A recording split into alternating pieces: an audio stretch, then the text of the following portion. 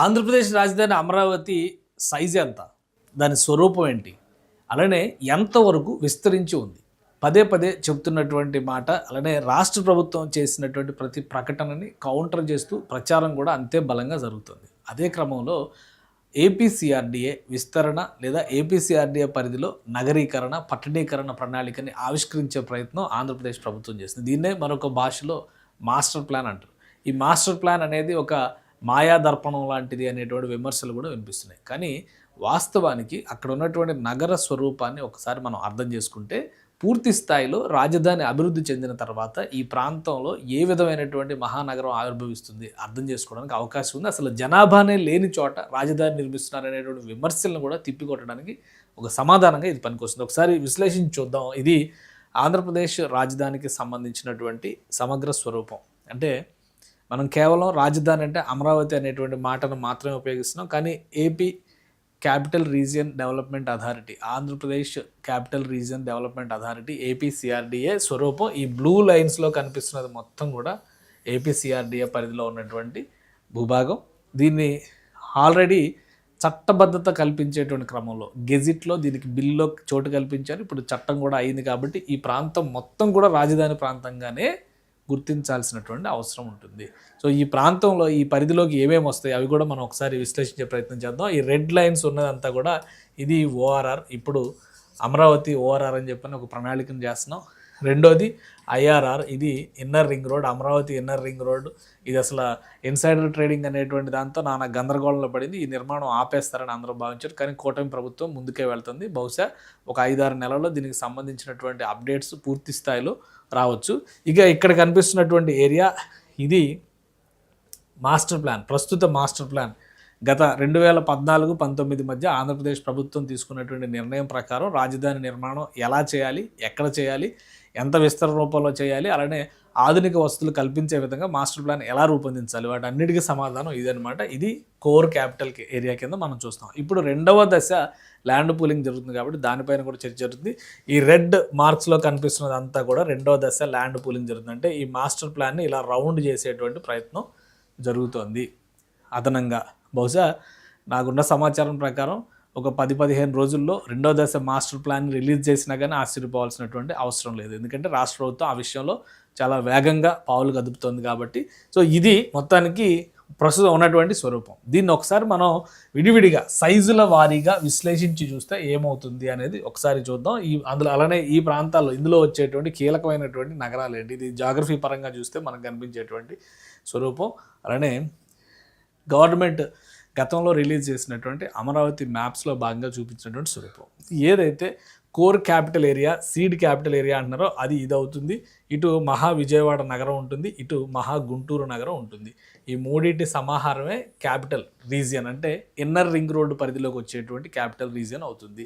ఈ బ్లూ కలర్లో ఉన్నదంతా కూడా ఔటర్ రింగ్ రోడ్డు పరిధిలోకి వచ్చేటువంటి ప్రాంతం అవుతుంది. ఇవన్నీ కూడా ఎడ్జెస్, అంటే అప్పుడు నోటిఫై చేసినప్పుడు, ఇది 2014-15 ఆ టైంలో రిలీజ్ చేసినటువంటి డేటా ఇది. అప్పటికే అమరావతి పైన సిఆర్డీఏ ఏర్పాటు చట్టం ఎప్పుడు జరిగింది? 2014లో జరిగింది. అప్పటికే ఇదంతా కూడా సమగ్రంగా చర్చించి తీసుకున్నటువంటి నిర్ణయం. ఈ ఆరెంజ్ కలర్లో ఉన్నటువంటి భాగాలన్నింటినీ కూడా ఏపీసీఆర్డీఏ పెరీనియల్ ఎక్స్టెండెడ్ ఏరియా అని చెప్పని, పెరిఫెరల్ ఎక్స్టెండెడ్ ఏరియా అని చెప్పని క్లియర్గా చెప్పారు. ఇదంతా కూడా ఏపీసీఆర్డీఏ ఎక్స్టెండెడ్ ఏరియా. ఇది ఏపీసీఆర్డీఏ గ్రీన్తో ఉన్నదంతా కూడా కోర్ రీజన్ అయింది. ఇది అమరావతి క్యాపిటల్ రీజన్ అవుద్ది. ఇది అమరావతి ప్లాన్ అనౌన్స్మెంట్ జరిగిన సందర్భంలోనే రాష్ట్ర ప్రభుత్వం రిలీజ్ చేసినటువంటి మ్యాప్. అంటే 10 ఏళ్ల క్రితమే ఈ మ్యాప్ రిలీజ్ అయిపోయింది. సో ఒకసారి సైజుల వారీగా మనం దీన్ని విశ్లేషించి చూస్తే ఎలా ఉండొచ్చు. ఇది మనం ప్రతి కూడా కంపేర్ చేసుకుంటాం కదా హైదరాబాద్తోనే. ఎందుకంటే ఒక రాష్ట్రం విడిపోయిన తర్వాత అప్పుడు పోగొట్టుకున్నటువంటి రాజధానితో కొత్తగా కట్టబోయేటువంటి రాజధాని కంపేర్ చేయడం అనేది సర్వసాధారణం. సో అలా మనం కంపేర్ చేసి చూసినప్పుడు హైదరాబాద్ స్వరూపం ఒకసారి మనం చూద్దాం. ఇది తెలంగాణలో హైదరాబాద్ మధ్యలో ఉన్నటువంటి ప్రాంతం. ఇందులో కోర్ క్యాపిటల్ ఏరియా ఏదైతే సెంట్రల్ హైదరాబాద్ డిస్ట్రిక్ట్ అంటున్నారో అది 217 చదరపు కిలోమీటర్లు ఉంది దాదాపుగా. ఇప్పుడున్నటువంటి అమరావతికి సంబంధించినటువంటి core capital area master plan area 217 చదరపు కిలోమీటర్లే ఉంది అమరావతికి. ఏదైతే సిటీగా ప్లాన్ చేశారో అది సేమ్ హైదరాబాద్ కూడా Hyderabad central district secretariat, IT hubs ఇవన్నీ వచ్చేటువంటి ప్రదేశం సేమ్ అంతే ఉంది, 217 చదరపు కిలోమీటర్లు. తర్వాత న్యూ జిహెచ్ఎంసీ అనేటువంటి పేరుతో 2000 సంవత్సరంలో తీసుకున్నటువంటి నిర్ణయం అప్పట్లో తీసుకున్నారు. తర్వాత అది అమలుకి వచ్చేసరికి 2006, 2007 అయింది జిహెచ్ఎంసీ ఫార్మేషన్ జరిగేసరికి. సో జిహెచ్ఎంసీ ఫార్మేషన్ 650 చదరపు కిలోమీటర్ల వైశాల్యంతో జరిగింది. ఇప్పుడు అదే దీన్ని ఆంధ్రప్రదేశ్లో రాజధాని ప్రాంతానికి అప్లై చేసి చూస్తే కనుక 697 కిలోమీటర్ల పరిధిలో ఉన్నటువంటి ఏరియా అండర్ ఐఆర్ఆర్ అంటే ఇన్నర్ రింగ్ రోడ్డు పరిధిలో ఉన్నటువంటి 90 కిలోమీటర్ల రేడియస్లో చుట్టూ ఇన్నర్ రింగ్ రోడ్డు కడుతున్నారు. దాని పరిధిలో ఉన్నటువంటి 697 అంటే దీనికంటే ఒక 47 చదరపు కిలోమీటర్లు ఎక్కువ అనమాట హైదరాబాద్ అప్పుడు ప్లానింగ్ కంటే కూడా చూస్తే. అలానే Hyderabad area under outer ring road చూస్తే కనుక 1448 చదరపు కిలోమీటర్లు, 158 కిలోమీటర్ల మేర అవుటర్ రింగ్ రోడ్ నిర్మాణం జరిగింది అప్పట్లో. ఇది కూడా మళ్ళీ ఇక్కడ చాలా చర్చలు జరుగుతాయి. ఎందుకంటే అవుటర్ రింగ్ రోడ్ ఎవరు కట్టారు, మళ్ళీ రాజశేఖర రెడ్డి కట్టాడా, చంద్రబాబు నాయుడు కట్టాడా, ఇదే చర్చ నడుస్తూ ఉంటుంది. వాస్తవానికి ప్లానింగ్ అంతా కూడా 2002, 2003 ఆ టైంలో జరిగింది. ఎగ్జిక్యూషన్ పార్ట్ వచ్చేసరికి 2006 అయింది. అప్పుడు రాజశేఖర రెడ్డి గారి గవర్నమెంట్ ఉంది.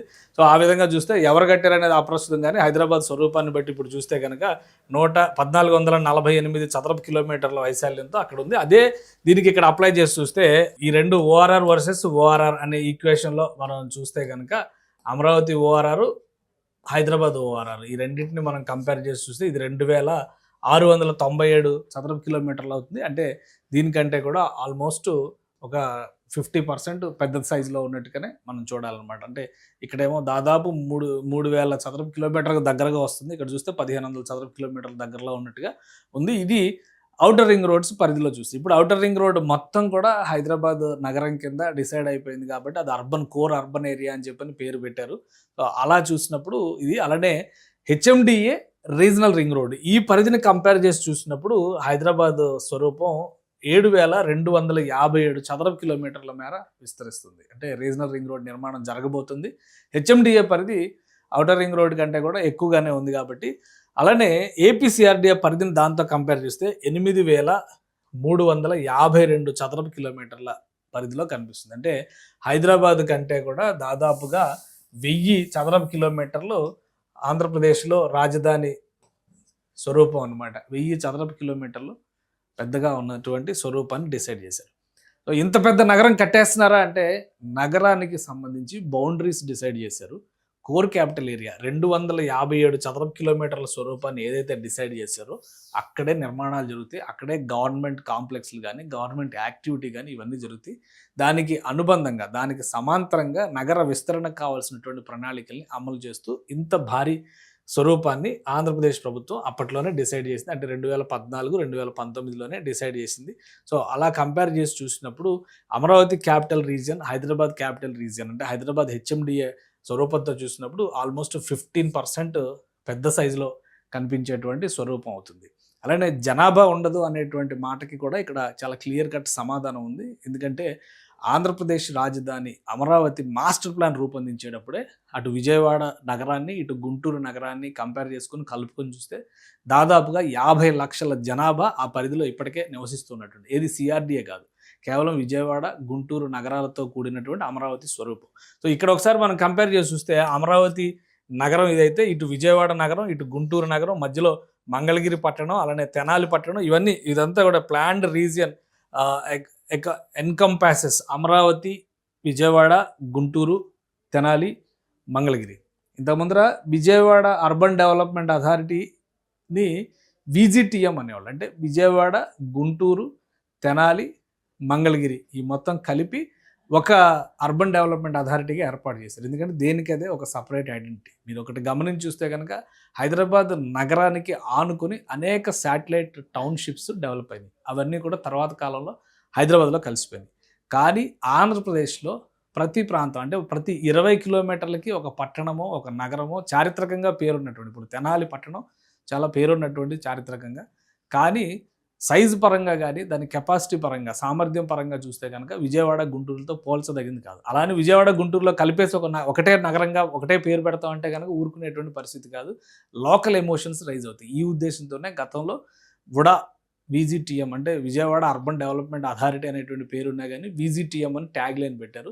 సో అదే తరహాలో ఇప్పుడు అమరావతికి సంబంధించినటువంటి డెవలప్మెంట్ మోడల్లో కూడా ఇప్పుడు హైదరాబాద్ కూడా 3 కార్పొరేషన్ల సముదాయంగా మారింది. Hyderabad corporation, Malkajgiri corporation, Cyberabad corporation. అదే తరహాలో రాబోయే రోజుల్లో విజయవాడ గ్రేటర్ కార్పొరేషన్ ఉండొచ్చు, అమరావతి కార్పొరేషన్ ఉండొచ్చు, ఇటు గుంటూరు గ్రేటర్ కార్పొరేషన్ ఉండొచ్చు. అమరావతి కూడా గ్రేటర్ కార్పొరేషన్ అవుతుంది, ఎందుకంటే మంగళగిరి ఇవన్నీ కలిపేసుకొని అందులో దేనికది ప్రత్యేకత ఉన్నప్పటికీ కూడా ఒక నగర స్వరూపం, పట్టణ స్వరూపం వచ్చిన తర్వాత అడ్మినిస్ట్రేషన్ పరంగా తీసుకునేటువంటి మినహాయింపుల్లో భాగంగా అలాంటి నిర్ణయం తీసుకునే అవకాశం ఉంది. కాబట్టి రాబోయేటువంటి రోజుల్లో అమరావతి రీజియన్లో అసలు జనమే లేరు, మనుషులే లేరు అనుకుంటే అది చాలా పొరపాటు అవుతుంది. కనీసం ఈ స్వరూపాన్ని యాజ్ ఇట్ ఈజ్గా ఆమోదిస్తే కనుక దగ్గర దగ్గర ఒక 70-80 లక్షల జనాభా కలిగినటువంటి నగర ఆవిష్కరణ అక్కడ జరుగుతుంది. ఇప్పుడు సమస్య వచ్చేదల్లా ఏంటంటే కోర్ క్యాపిటల్ ఏరియాలో ఇన్ఫ్రాస్ట్రక్చర్ డెవలప్మెంట్. దీనికి మాత్రమే 2 సంవత్సరాలు 3 సంవత్సరాలు రాష్ట్ర ప్రభుత్వం టార్గెట్గా పెట్టుకుంది. ఈ 2-3 సంవత్సరాల్లో ఇది డెవలప్మెంట్ జరిగితే వివిధ కంపెనీలు, అందులో పనిచేసేటువంటి ఉద్యోగులు, అలానే ప్రజలు, ఆల్రెడీ అక్కడ ఉన్నటువంటి రైతులు ఎవరైతే భూములు ఇచ్చారో వాళ్ళు, వాళ్ళ కుటుంబాలు, దాని ఆధారంగా రాబోయేటువంటి వ్యాపారాలు, వ్యాపకాలు, వివిధ రకాల సముదాయాలు, వాణిజ్య బృందాలు ఇవన్నీ కూడా కలిపి చూసినప్పుడు అక్కడ జనాభా విస్తారంగా పెరిగేటువంటి అవకాశం ఉంటుంది. పక్కనే సమృద్ధిగా జలవనరులు, కృష్ణానది నుంచి వచ్చేటువంటి నీటి వనరులు ఉంటాయి. అలానే వాతావరణ పరంగా కానీ, పంటల విషయంలో కానీ అతి సమీపం నుంచే ఇక్కడ ఒక సమగ్రమైనటువంటి నగర స్వరూపానికి కావలసినటువంటి అన్ని లక్షణాలు ఉన్నాయి. కాబట్టి అమరావతి నగరం మహానగరంగా భవిష్యత్తులో రూపాంతరం చెందుతుందని చెప్పిన ఆంధ్రప్రదేశ్ ప్రభుత్వం ఆశిస్తుంది. అందులో భాగంగానే అమరావతి క్యాపిటల్ రీజియన్ని అంత పెద్ద స్థాయిలో డిజైన్ చేశారు. సో ఈ ప్రణాళికలు అమలు కావడానికి కొంచెం సమయం పట్టొచ్చు, కానీ అమలైన తర్వాత అమరావతిని ఎవరూ ఆపలేరు.